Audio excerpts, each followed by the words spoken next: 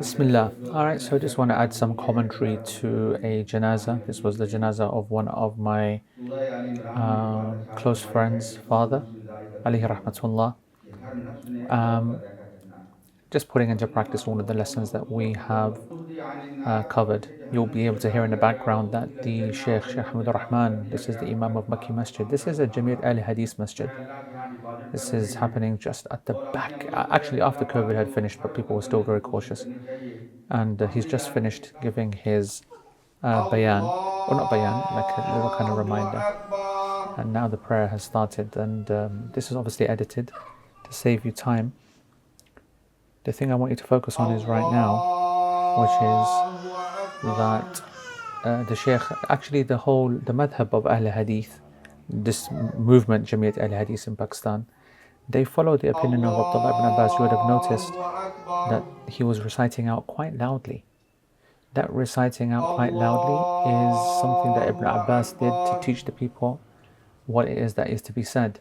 However, these scholars, they consider it to be something that should be continued. Actually, that should be continued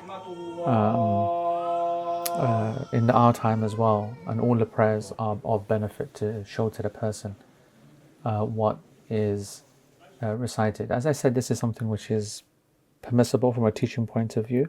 The majority of the madahib though, and as the class position as you covered, is that you don't recite out loud. You also notice that he follows the position of 2 taslims as an exit from the janazah prayer. And of course there's difference of opinion upon that as well. Obviously from the sessions that we covered in the graveyard, you saw the different kind of structures in the different ways, but they all fundamentally follow that principle of getting into the grave to position the body. But what's useful about this particular video, which you'll see, is that number one, nobody's going to get into the grave because they'll use the pulley system, or they'll use the ropes in between the handles of the box, which can't always work, by the way, because these handles are normally ornamental. They're not solid. It's really the weight of the box underneath which is supporting the ropes and not the handles. And you need to have obviously very strong people. And Faisal, mashallah, hafidhahullah, is a very strong guy. Here you'll notice a few nuances in the burial here. So the face is still uncovered for the people to see. It'll be covered up right now. I want you to listen to what I'm saying here now. Or are we going to put this at an angle? Because we want more of an angle than this. We want to try to turn into the Qibla. So that's going to either happen in the coffin by propping it underneath, okay? Or we will do it there by putting the coffin on a tilt. Which one do you prefer? I think the tilt is better. The coffin is quite heavy. Yeah, towards this side, my side. Yeah, just like we're doing right now. That's it. Okay. More. You can put it more against the side so that it's more supported by that side. That's it. Do you want to put the lid on it? No, leave it. He's moving up back, please. I can take it. Yeah, you've got to do it. The focal point there really was on getting the body onto the right hand side as much as possible. But the reason that this is unique, and I've included this video at the end of the class, is to show you that sometimes it's good to get this done before we get into the grave, right? So getting it, because this particular graveyard insists that the coffin has to be included. So if the coffin is going to be included, then we might as well then position the body in the coffin before we put it in. So that's exactly what we just did. And it's also, you also saw the use of a shovel as opposed to the hands in terms of the putting dirt on the body. We spoke about that in class as well.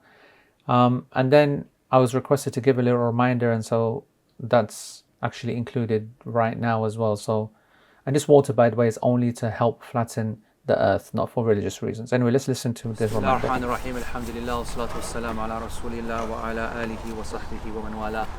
So brothers, I'm not going to delay this for 2 reasons. First of all, because it's not from the sunnah per se for after the burial to be a specific reminder, but it's an opportunity because people are in the right frame of mind, and the opportunity is there for people to see something that unfortunately we don't take too seriously.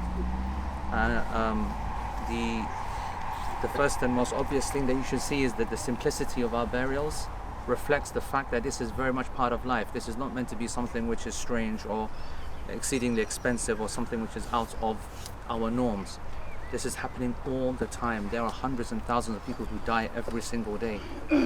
And one of the greatest things that we take solace in is that out of those hundreds and thousands of people, not all of them are as fortunate as the believers. And not all of them are as fortunate as our uncle here. Not all of them are as fortunate as having salah behind them, Quran behind them, the believers behind them, their dua behind them. And so, just in these few words, I just want us to just remember this, that you might think uncle became old, he became weak, he became ill, this is standard. And we're living in an environment right now where all ages at all times have been taken. None of us is safe from this actual absolute reality. And unfortunately, as technology advances and as medicine becomes more important and healthcare in the eyes of the people, it can sometimes lead to this desperate kind of clinging onto this life. And better and more important from the investment of our time, even though it is from the sunnah to cure and to attempt to help people, but the amount of time and investment that we put in actually trying to delay death, if we spent even 10% of that in just preparing for death, it would be better for us. And that's the thing that visiting the graves brings to you. When you see it, you realize it, this is true, this can happen. So all of us are going to end up here. We all know that. I don't want to add any cliches. This is not meant to be a khutbah. This is life. This is actually part of our life. And remember, we believers, we believe that our life starts at this moment. This is, when we talk about the AlMaghrib and the Shahada, the two worlds, the seen world and the unseen world, the society around us, they give a huge set of importance to that which they can see. The empirical society, that which we can study, that which we can observe. And so that's why these people are so limited in their scope. If you think about what we can see, the seen world, it is infinitesimally small compared to that which we can't see. And I'm just talking about the universe, just the galaxies, just the planets. We are tiny. What about then the actual akhirah? What about Allah subhanahu wa ta'ala? The angels, heaven and hell? What about that? That's all the ghaib, the unseen. So everything of the unseen is momentously higher, bigger, from a level that can't be imagined. So why we wouldn't be preparing for that reality, which is the true life, especially for the believer, which is perpetual and eternal. And we focus so much on this one. So I'm not here to try to be righteous or anything like that. I pray that the most important lesson that we take is that we have to also be ready to go in the right way. And that can be at any time. The second thing I want to say is that it is so important for us at a time where a lot of people are dominated by culture and their own ideas and thoughts and pressures, that we try to follow the sunnah as much as possible. And there's a reason for that. The reason that we are looking and preparing for our death in the right way is because we believe that the Prophet ﷺ was sent by Allah to do it properly. That's what differentiates us from the rest of the world. And so when we get to that right moment and then don't follow his example, then that's disappointing. And it's not showing our loyalty to Allah and his book, let alone his messenger. And so I want you to recognize that the simplicity that everything is happening with, the lack of drama, the lack of emotion, don't be fooled by that. The lack of flowers, the lack of a big grave of marbles and this and that, whatever. What you're seeing is the sunnah. The earth that comes out is what goes back in. There are no chanting, there is no kalimat shahada, there is no this, there's no that. There's just a single statement, Bismillah wa ala millati Rasulillah. One person says that once, and that's sufficient to establish the sunniyah, if you like, of the actual burial. And a lot of people will have an emphasis on the dua, making a dua. The dua is a cultural need of the people. It's something that the people kind of cling to, as opposed to realize that, what do you think we just did? When you study the sunnah of the Prophet ﷺ, the salatul janazah is a dua. That's why the scholars, they considered the prayer in itself not to actually even be like a prayer. No ruku', no sujood, no lines, no. It's more of calling upon Allah subhanahu wa ta'ala. That is our big dua moment. And then we have one more moment in which the Prophet ﷺ said, as soon as the deceased is buried, ask Allah. He turned to the companions. He said, ask Allah for your brother maghfirah and steadfastness, forgiveness and steadfastness. And so the sunnah upon all of us right now is to say within ourselves that dua, Allahumma ghafir lahu wa thabbitu. Oh Allah, forgive him and make him steadfast, because innahu al-an because now he is being questioned.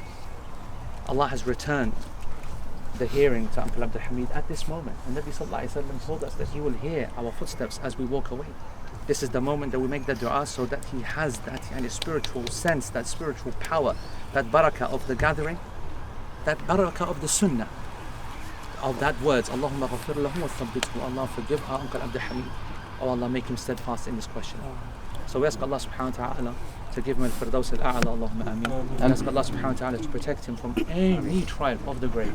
We ask Allah subhanahu wa ta'ala to make it wide and open and spacious and a garden from the gardens of paradise. We ask Allah subhanahu wa ta'ala to give him this steadfastness in the questioning and to join him with the highest of companionship, like the companionship that we used to enjoy with Shaykh Abdul Hamid in our life. Wallah, I enjoyed his company. I swear by Allah, I enjoyed Uncle Abdul Hamid's company so much in my life. He was part of my masjid experience. He was part of my Islamic experience. He was part of my walking to salah, walking back. He would sit with me, give me time, talk. He would feed me. There's a man that I loved, many people loved. And he was a very simple man. And in that, may Allah give you all that reminder that simplicity is a blessing. People try to make this deen complicated. It's not really. Allah.